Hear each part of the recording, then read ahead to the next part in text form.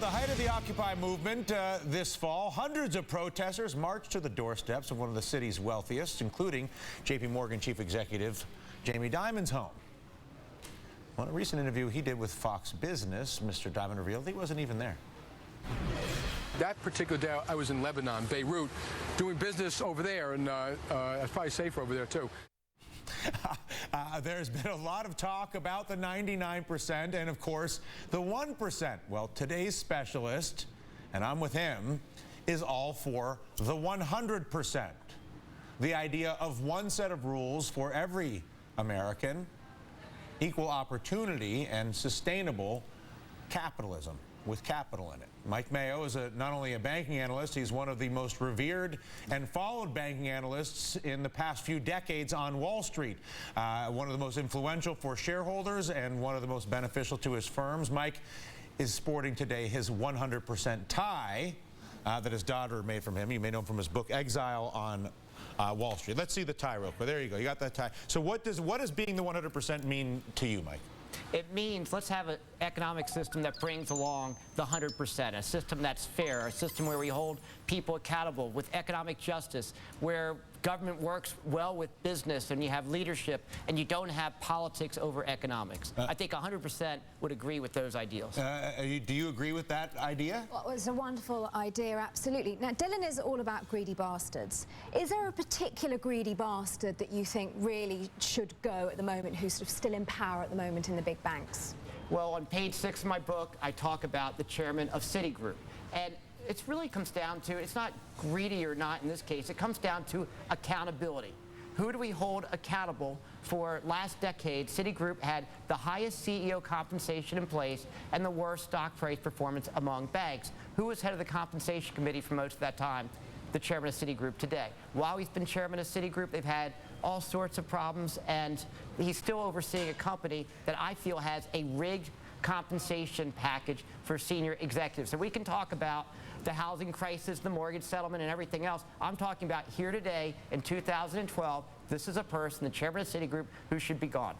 Just, Mike, I mean, just Dick Parsons wasn't chairman, of course, when all that happened. He was on the compensation committee. He was head of the compensation. He ran the compensation committee, and his point is that he was the one basically authorizing all the money leaving. Rubber stamped all this money for people like Rubin. Exactly. So what? I mean, but over the last couple of years, I mean, it has been certainly paid to have a separation of the chairman and CEO roles at the company. I mean, are you suggesting that Vikram Pandit, who's CEO, becomes chairman and CEO? Are you suggesting? I mean, what would be your, if you got rid of Dick Parsons? What's the solution?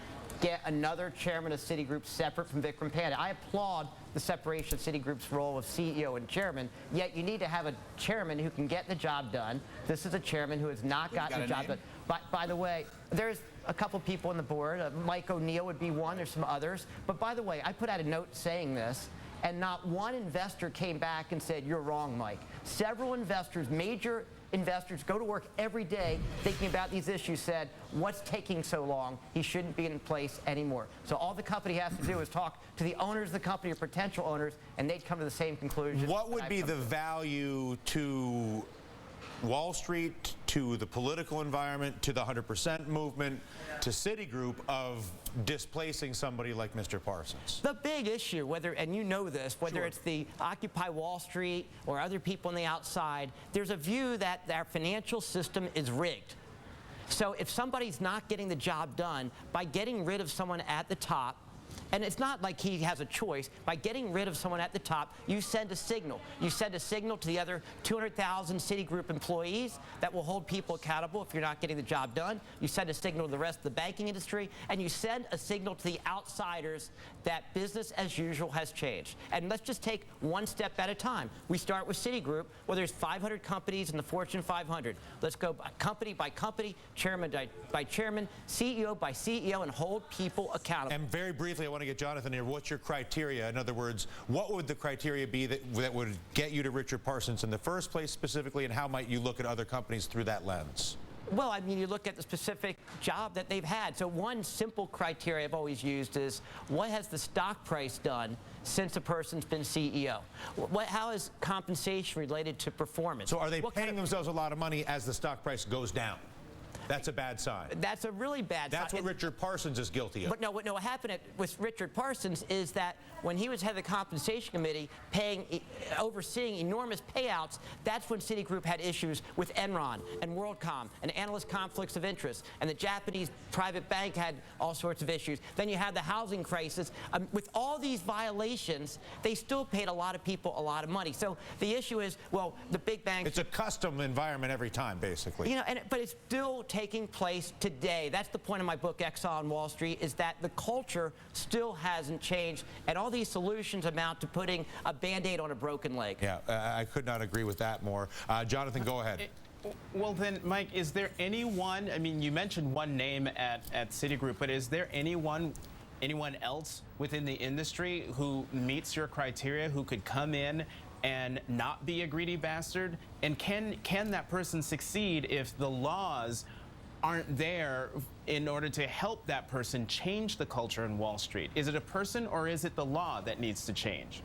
Well, I think you can set a tone from the top. That's what's important about the role of a chairman. You send a signal. Citigroup has corporate governance guidelines, and I feel several senior executives have violated those guidelines. You go in there and you say, we're going ahead and take extra reserves against these legal issues, and we're going to hold some other people accountable for the mistakes, and we're going to resolve some other legal issues. So the key here is sending a signal from the top, and we need that at the top of Citigroup. We need that at the top of the industries. Some CEOs have tried to do that. We need that at the top of our country, for that matter. And I know Dylan agrees with this. You know, the political leadership needs to send a signal, not just they're going to go after people from 2007, 2008. Sure, if someone broke the law, you have to go after them. But we're going to send a signal that today we're going to have companies run for the interests of other than those at the top of these companies. In fact, the SEC should make it easier for shareholders to go ahead and have a say. And literally just today, a top investor sent me an email. He said,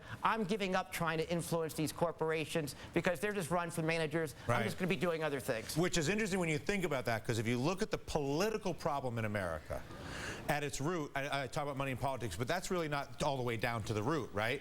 The root really is that the electoral districts are not actually in play 80% of the time, and as a result, the politicians are totally disconnected from the voters and can do whatever the special interest that's manipulating them is.